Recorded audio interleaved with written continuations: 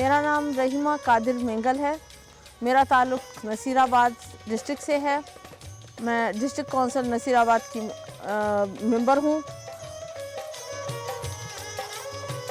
तो हमारे ख़ानदान में ये था कि लड़कियों को तालीम नहीं दिलाते थे। 5th क्लास में ही इन्होंने मेरी तालीम ख़त्म कर दी। तो मुझे बहुत ज़्यादा शौक़ था, तो मैं चोरी छुपे पढ़ती थी। और मैंने प्राइवेट तौर पे जो है ना एफ़ए तक मैं प्राइवेट मैंने पढ़ा है। और अपने तौर पे ये फैमिली के लोगों से छुप के और हमारे माहौल में जिस तरह से मुझे नहीं पढ़ने दिया जा रहा था, जिस तरह मुझे शौक़ था ला करने का और मैं पढ़ना चाह रही थी, तो मुझे रोका गया। अब शुक्र है कि लड़कियों को भी पढ़ाया जा रहा है। वो किस जॉब के लिए इतना नहीं वो कर रहे हैं, लेकिन पढ़ाया जा रहा है। लेकिन जिस वक्त मैं थी तो मेरे भाई को यही कहा जाता था, पढ़ाई के लिए उसे भेजा जाता था कि जाओ तुम। लेकिन वही भाई जो होता है वो बहनों को जो है ना रुकावट बनते हैं कि जी नहीं, ये पढ़ना नहीं है, ये हमारा माहौल नहीं है, ये हमारा रस्म व रिवाज नहीं है। तो पढ़ाई से मुझे कंप्लीट तौर पे रोका गया। पाकिस्तान में जो रवैयों में फ़र्क है, जो लड़कियों के साथ होता है, यानी कि उसे शुरू से ही बता दिया जाता है कि आपने गुड़ियों के साथ खेलना है, और लड़कों को ये दिखाया जाता है कि जी आपने क्लाशनकोफ उठाना है, आपने गाड़ी चलानी है। ये रवैये हैं जो शुरू से ही हमारे जहनों में डाल देते हैं कि आपने यही करना है, खाना पकाना है, गुड़ियों से खेलना है और पढ़ाई नहीं। और ख़ासकर घरों में, बलूचिस्तान के हवाले से मैं कहना चाहूँगी कि ख़ासकर घरों में जो है जो फ़र्क रखा जाता है लड़के और लड़की में, कि लड़के के लिए अच्छा खाना हो, अच्छा कपड़ा हो, अच्छा माहौल हो, उसके आराम का ख्याल रखा जाए। उसके बरक्स लड़की जो छोटी बच्ची होती है उस पर ज़िम्मेदारियाँ, माँ के साथ ही जो छोटी बच्ची होती है उस पर इतनी ज़िम्मेदारियाँ डाल दी जाती हैं कि वो संभल नहीं पाती है। शुरू से ही जो उसके पढ़ने के दिन होते हैं, खेलने के दिन होते हैं, वो ज़िम्मेदारियाँ उस पर डाल दी जाती हैं। बलूचिस्तान के हवाले में, ख़ासकर बलूचिस्तान में ख़वातीन के साथ रवैये बहुत ही ज़्यादा मुख्तलिफ हैं। तो इसकी वजह से जो है ना वो शुरू से ही यही समझते हैं कि हमें यही करना है। शऊर आता ही नहीं है, तालीम होती नहीं है, तो शऊर है ही नहीं। उन्हें अपने फ़राइज़ का तो पता होता है, लेकिन उनके हकूक़ उन्हें नहीं बताए जाते। जब मैं शादी होके आई तो ये एरिया जो था बिल्कुल मंजो दड़ों की तरह था। तो बड़ा वीरान सा और बड़ा वो था। तो मैंने अपने सोचा कि जो समाजी काम वहाँ पे मुझे रोका गया, मुझे वहाँ नहीं करने दिया गया काम, तो यहाँ से मैं शुरू करती हूँ। तो यहाँ से मैंने काम शुरू किया अपने घर से। आज मेरा गांव शुक्र है नसीराबाद में कोट मेंगल जो है सबसे डेवलप गांव है। ये मैं फ़ख्र से कह सकती हूँ कि ये सबसे डेवलप गांव है। और कारकर्दगी के लिहाज से भी, और शऊर के लिहाज से भी, पढ़ाई के लिहाज से भी, और ज़िंदगी की जो सहूलियात हैं वो तकरीबन हमने उस सब उन पे काम किए हुए है चैप्टर पे।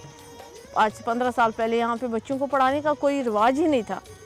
अब शुक्र है कि थोड़ा थोड़ा सा जो है ना ये रिवाज निकल पड़ा। अब लोग बाशऊर होते जा रहे हैं और वो अपनी बच्चियों को तालीम दे रहे हैं। अब लोग चाह रहे हैं कि उनके इलाकों में स्कूल खुलें ताकि इनकी बच्चियाँ तालीम हासिल करें, क्योंकि जब तक ख़वातीन माशी तौर पे मुस्तहकम नहीं होंगी और वो मर्दों के दस्ते नगर रहेंगी, तो वो कोई भी फ़ैसला नहीं कर सकती हैं। अपने तौर पे कोई भी फ़ैसला कर सकती हैं, ना उसकी कोई मर्ज़ी होगी, ना वो कुछ भी नहीं कर सके। और आजकल के हालात कुछ इस तरह से हैं कि वो दौर गुजर चुका। एक मर्द कमाता था और सारे घर वाले बैठ के खाते थे।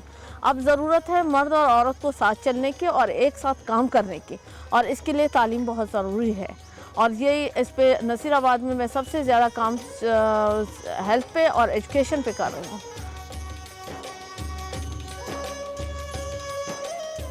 रहीमा मेंगल अपने ख्यालात का इजहार दिलेरी और बेबाकी से करती हैं।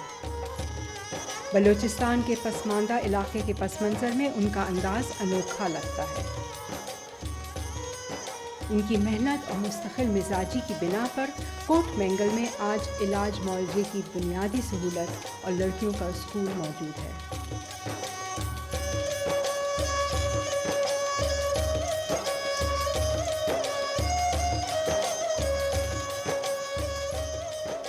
रहीमा मेंगल की शख्सियत इलाके की ख़वातीन के लिए एक काबिल तक़लीद और रोशन मिसाल है। 1990 के बल्दियाती इलेक्शन में जब मैंने हिस्सा लिया और कामयाब हुई, और उसमें मेरा पहला इंटरव्यू अखबार में आया तो सबसे पहले मेरे भाई ने बड़ा शोर मचाया कि आपकी तस्वीर अखबार में, निकाब में मेरी तस्वीर आई। तो उन्होंने कहा आपकी तस्वीर क्यों आई है, नहीं आनी चाहिए थी।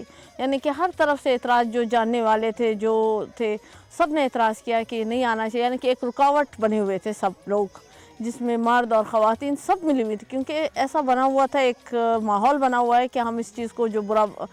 तो उसके बाद मेरे शौहर ने किसी की बात की कोई परवाह नहीं की, मुझे कहा तुम अपना काम करती रहो। फर्स्ट टाइम ये डिस्ट्रिक्ट काउंसिल में मेंबर में भी था, ये भी थी। तो इंटरव्यू करते हैं अखबार वाले, तो इसकी तस्वीर और मेरी तस्वीर भी अखबार में आई थी। तो वो ऐसे किसी महफिल में लोग बैठे थे, बोला भाई वो मीर की बीवी अखबार में आई है आज। मैंने बोला आज अखबार में आएगी, कल तो मीडिया का दौर है, टीवी पे भी आएगी, फिर क्या करेंगे तुम लोग? ठीक है, करने दो उसको, काम करने दो, आप अपना काम करें, हम अपना काम करते हैं। तब खामोश है, बिल्कुल अभी कोई नहीं बोलता। जब तक ख़वातीन बाहर नहीं आएंगी, वो अपने मसले ख़ुद हल नहीं करेंगी, कोई और उस मसले को समझ ही नहीं सकता। ख़वातीन अपने मसाइल ख़ुद ज़्यादा बेहतर तौर पे समझ सकती हैं और उसके लिए अमली तौर पे बाहर आना बहुत ज़रूरी है।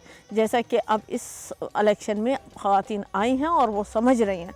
और उसके बाद जब इस इलेक्शन में ख़वातीन नहीं निकल रही थी, उसी तरह से हमने मर्दों के मफादात, जैसे कि नाज़िम को वोट की ज़रूरत है, फ़ंड की ज़रूरत है, ख़वातीन को इस तरीके से बाहर निकाला। और अब ख़वातीन भी समझ रही हैं कि वाकई वो इतने अरसे बाहर नहीं आई तो ये एक गलत बात थी। अब वो भी समझती हैं कि इसमें, इस मुल्क में हमारा भी हिस्सा है और हम अपने लिए ख़ुद बाहर निकलें तो कोई काम कर सकते हैं। ये नसीराबाद की ख़वातीन ख़ास तौर पे तशऊर उनमें आ चुका है।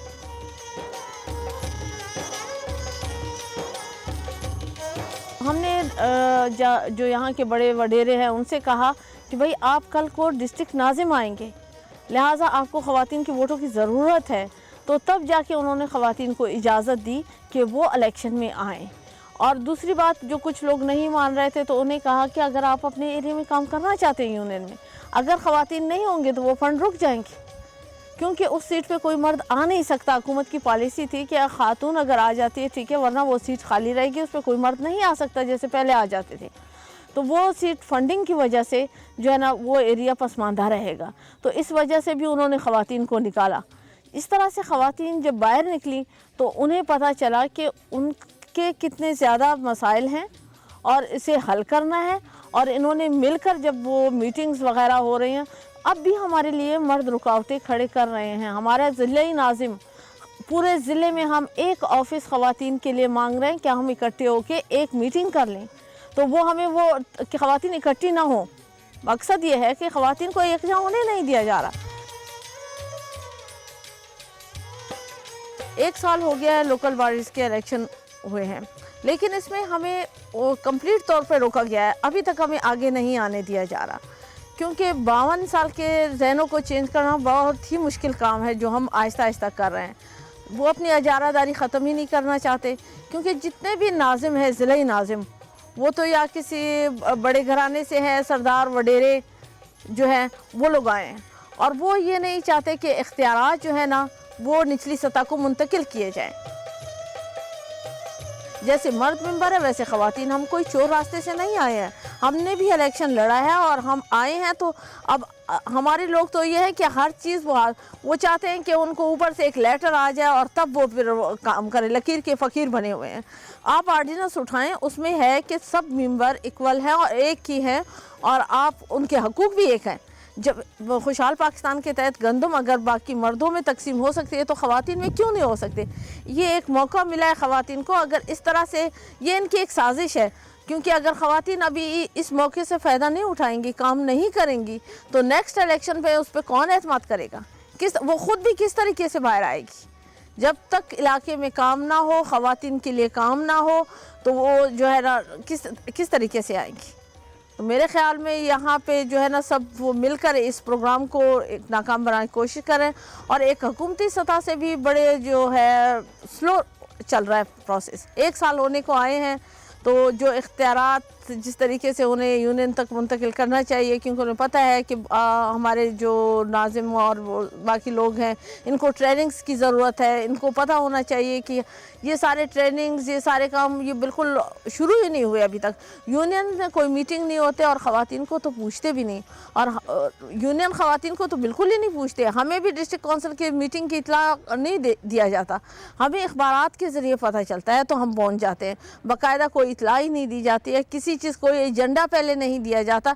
जब गए तो चेयर पे एजेंडा पड़ा हुआ है, जनाब ये चीज़ें हैं। तो मेरे ख़्याल में ये जो है इस तरह से अगर इसी तरह इन्होंने किया, स्लो काम चलता रहा, मेरे ख़्याल काफ़ी आवाम में मायूसी फैलेगी और बहुत से काउंसलर्स जो है मायूस हुए जिन्होंने इस्तीफ़े देने की बात की।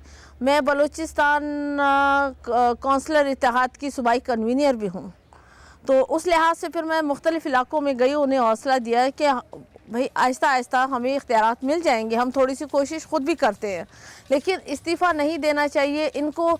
ये जो ऊपर के सतह के लोग हैं जो इसे नाकाम बनाने की कोशिश कर रहे हैं, तो वो चाहते ही यही हैं कि ये लोग आगे से हट जाएं। तो हमने मैदान खाली नहीं छोड़ना, इस्तीफ़े बिल्कुल नहीं देना है और अपनी जद्दोजहद जारी रखना है। और मेरे ख़्याल में हुकूमत को भी चाहिए कि वो अब ये ट्रेनिंग्स वगैरह शुरू करवा दे और इख्तियारात निचली सतह को मुंतकिल कर दें। पाकिस्तान की तारीख़ में पहली मरतबा ख़वातीन इतनी बड़ी तादाद में बाहर आई हैं, और अब इन्हें जिस तरह से कि इन कामों से रोका जा रहा है, इनके रास्तों में रुकावटें आ रही हैं, वज़ीर शाही निज़ाम है, ये हमारे रास्ते में रुकावट है, ब्यूरोक्रेसी हमारे राह में रुकावट है, क्योंकि ये लोग समझते हैं कि आपने देखा भी होगा जहाँ ख़वातीन काम करती हैं वहाँ करप्शन नहीं होता, वो बहुत फेयर काम करती हैं और बहुत अच्छा।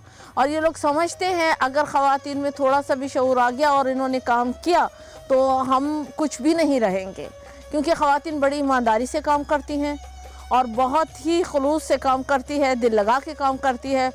तो इस वजह से ये लोग नहीं चाहते कि जो इनका जो पहले वाला सिस्टम है वो चेंज हो और इनकी बादशाहत ख़त्म हो। तो ये सब चीज़ें हमारे लिए रुकावट बनी हुई है। तो इंशाल्लाह मैं समझती हूँ कि हम इस रुकावटों को अपने आगे से हटाने में कामयाब होंगे और वो वक्त दूर नहीं कि हम 52% ही जो है ना आएंगे।